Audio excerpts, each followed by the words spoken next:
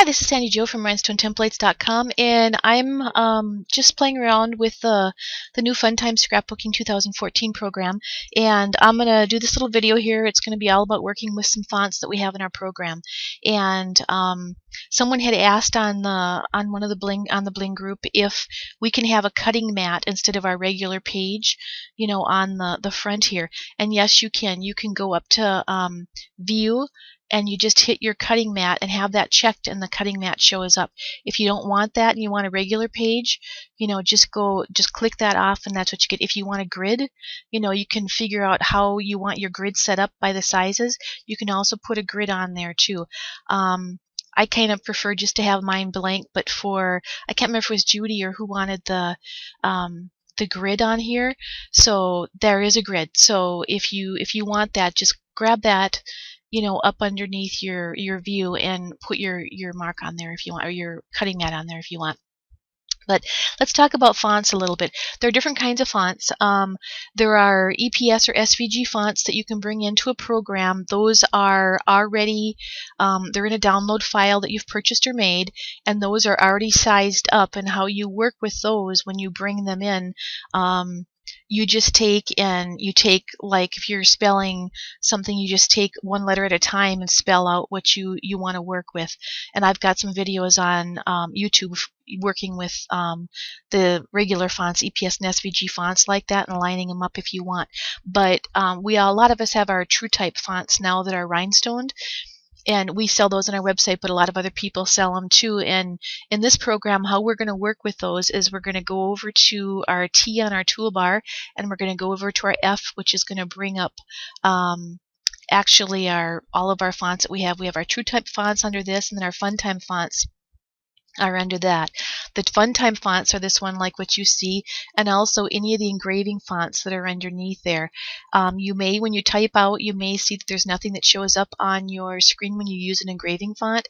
Just go to your wireframe and you'll see that it's really there, and it's just a simplified font ready for you to go ahead and stone.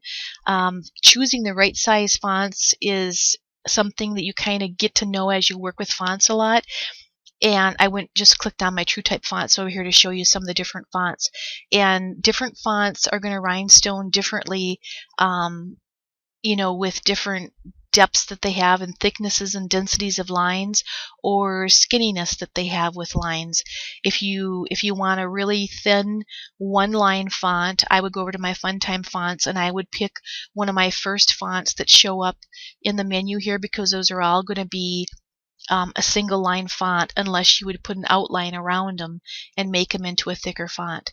But we'll go back over to our TrueType fonts, and the first thing we're going to work with is I'm just going to pull up my RT Sports font, which is a 3-line font. And I just kind of pick my font and I just click OK, and I usually type out what I want to type out over here. And I'm just going to type out cheer onto my little page over here. And when I type that out, this is not the size it's ready to cut when it comes out of our TTF rhinestone fonts. TTF rhinestone fonts from myself or the other people that make them have to be sized up and ready to be cut. This one shows that it's at the height, which is down your lower bar. I think you guys can see this. I hope you can. But on your lower bar underneath your gem, you have a H, and that's the height of the product that you have selected. So to select it, just encompass it with your left mouse holding down finger, and it will make a little box around it. And then the length of this is 7.36 inches. I made this font to work with about 1.5 to 1.6 inches. And when I sell my fonts and other people sell theirs, they'll say this font for a 10SS stone should be at 1.5 inches or 1.7 inches or whatever. So they give you kind of a general rule. So it'll be really easy if you know this is supposed to be a 1.5 inch or 1.6 inch, which this one is, then you can easily take and just go up in size, drag it from the corner, either this corner or this corner down here, so it will stay proportioned. And so I've dragged that to about, let's go 1.6. And then to be able to know if that's the size that I really have or not, I want to check the stones. So I still have it encompassed over here. It's all grouped together. Come over to text, hit convert text to path. And what that's going to do is it's going to take every one of those little dots and it's going to make it so it's its own little dot. Now I can come in and they're broken apart. So now I can actually see that this is at 0.13 for the height, and that's a little bit too big for my stone sizes. How I know that is because I can bring up my transformation, hit the gem, bring up my transformation bar, come down to my 13SS stone, which is what I cut for a 10SS out of my HTW flock material or the RT Rhinestone template material or the sticky flock, and it says that my stone size should be at 0.125. My spacing is at 0.03. That's a nice tight spacing. If you go much tighter than that, you could rip your template material because there's not enough membrane between the template material.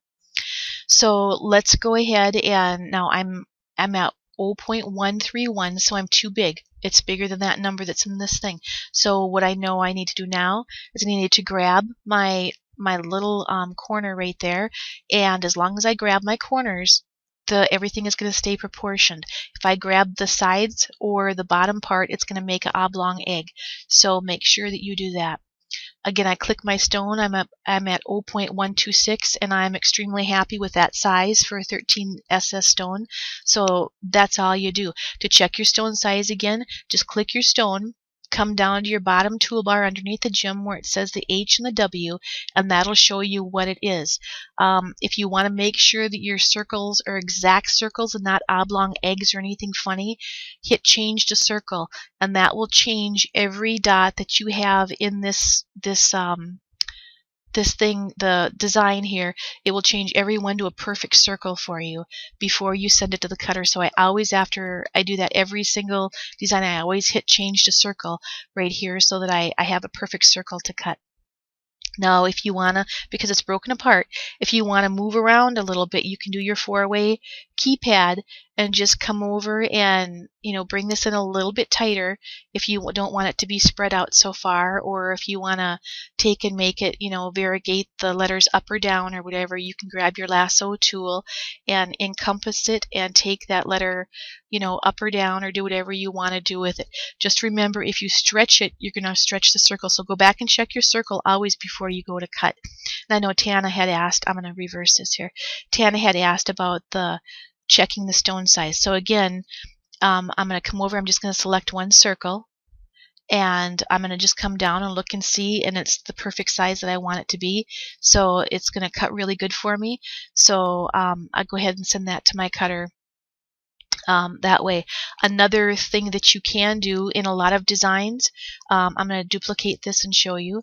Another thing that you can do, if you think that one size stone might be off somewhere a little bit, you can go ahead and you can group this, and grouping is up under shape. You can group it and you can click the 13SS stone, and on some of the things you can go ahead and it actually takes and resizes every stone in here too for you.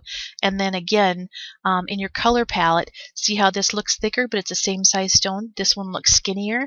Sometimes when we're working, our pin mark comes. Our pin is our mark, our P up here, and it actually makes another circle, a contour circle around every one of these circles, so it makes it look bigger. So come over here and hit your X underneath your pin, and that's going to take that pin mark off, and now you have perfect 0.126 circles ready to go ahead and cut. Another thing I just kind of wanted to show you too, I don't think I've showed this in any videos for you guys, your lasso tool. If you want to make, I love to make different letters different colors.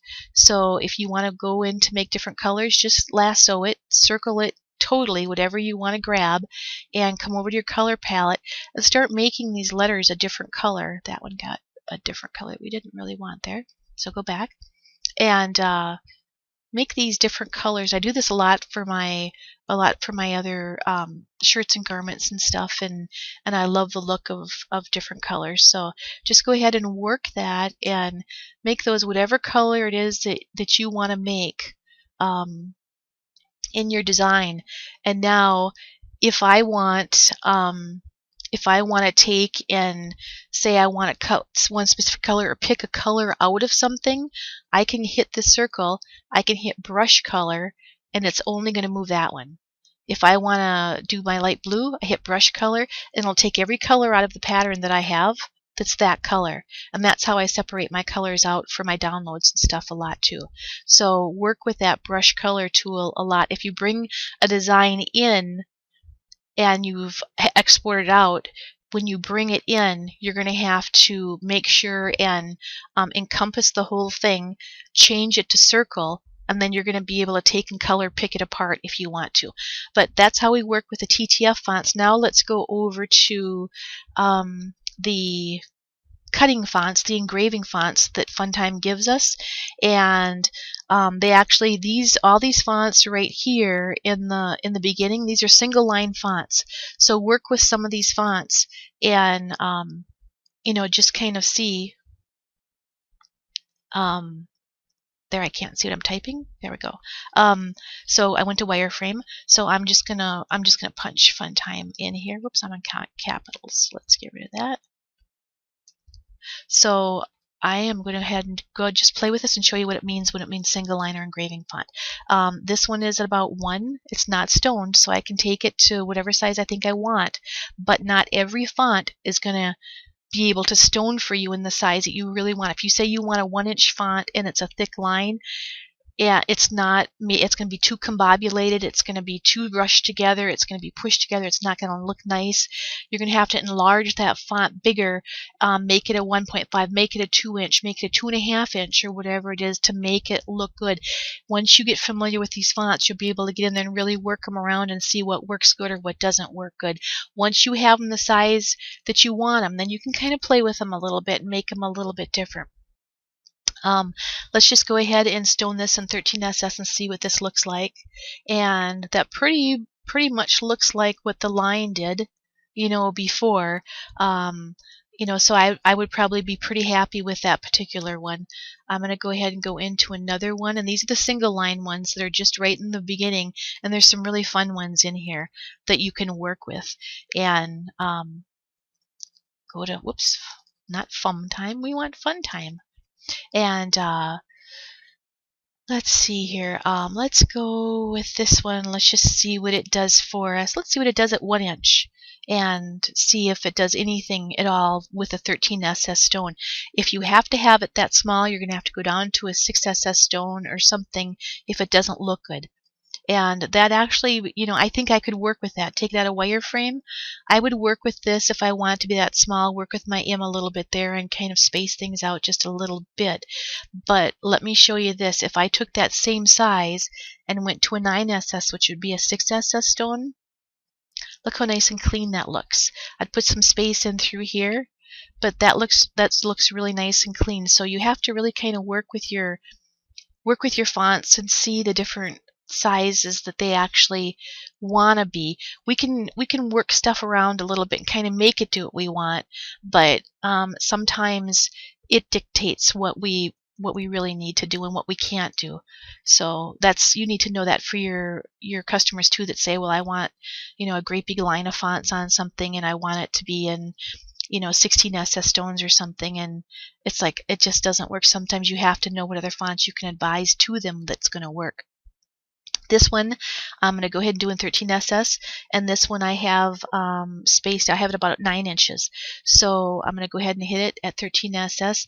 Now this particular one, I would come in here and I would do stone dropping, and I would just come in and I would put some more stones on the inside, fill it in a little bit, give it some more stones wherever you want it to be, and make it however you want. Or you could go through and I'm going to bring it out of the wireframe. There you go.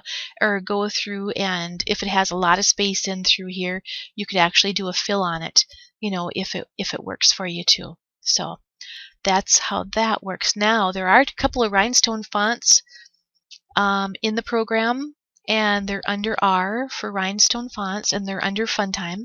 So we'll go underneath those, and all these fonts come in with Funtime. Any TrueType font you have in your Windows font folder is going to show up under TrueType fonts in through here. So whatever programs, as long as you have them on your computer, they're going to show up nicely in through there. So we're almost at the R's here. And we get 2 rhinestone fonts. One is, oops, it's got a wireframe. Okay. And one is going to be the the Rhinestone Comic and one is the Rhinestone Helco. And we're going to work with the Rhinestone Helco. And I'm going to go ahead and write out Caroline. And I should have capitalized that, but this will give you the general idea how these work. This came in at 1 inch and at 3.9 inches. I'm at 13 SS. I'm at a spacing of 0.03.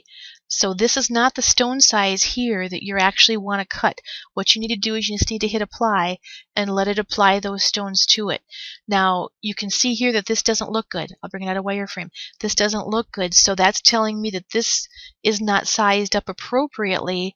I could get in here and I could actually work this if I want to, but if I don't want to, you know, what I would do is I would go to 6SS, or I would enlarge it and, you know, just play around with these a little bit and see what they look like at different sizes. This, I just grabbed it by the side here, and this is at 1.7 inches and about 6.4 inches. So I'm going to go ahead and click it again, and that looks really nice. So this is a font that's going to work really well for 1.7. Let's take it down a little bit and find out where our line is, where it's not going to probably work. This is at 1.4, and that doesn't look good at all. So we don't want to work with that at all at 1.4. Oops, let me go ahead and go back here. So I'm going to actually do a fresh type in just to make sure that I didn't adjust that anywhere. And we'll go to 1.4 inches and let's try that again. And I'll capitalize this time. Carolyn, let's go 1.4 inches high. How I work with my fonts a lot isn't the length at first, it's the height.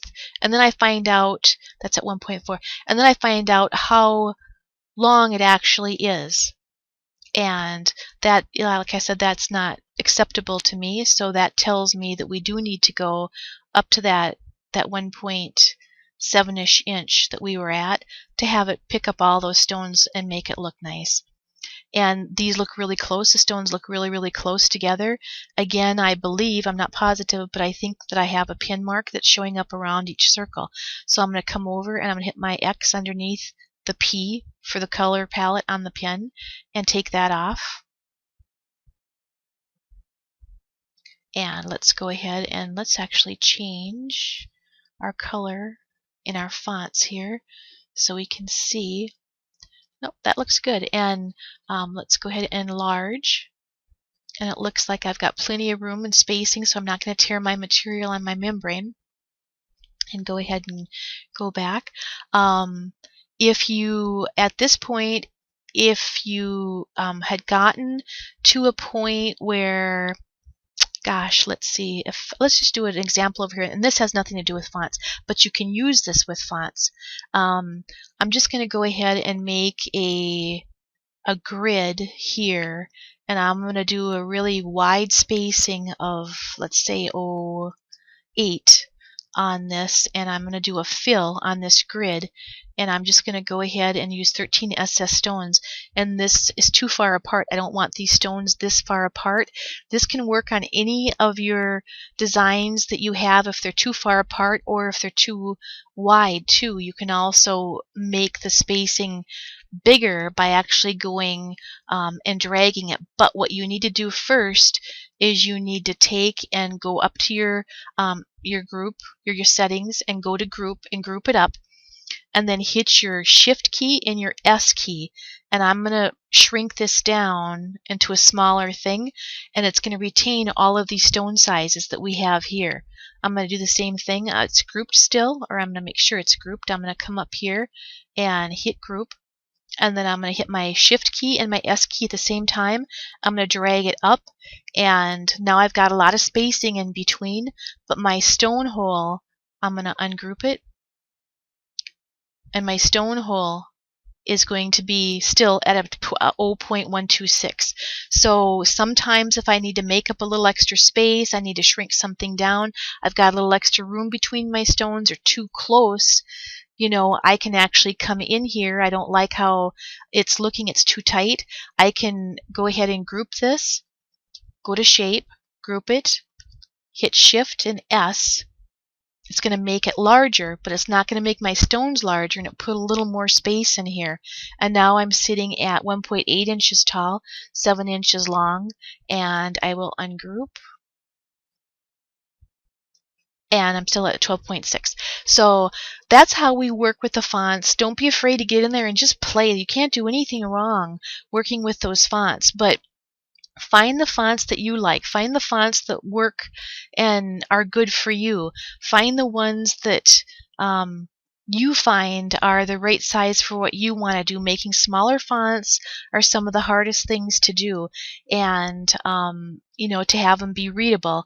And we can get those fonts down to a 0.06 inch, but you know, sometimes they get kind of tough to read. You know, so just make sure that when you're working with clients and you're putting stuff on shirts and stuff, you want it to be readable. You don't want something that's not readable.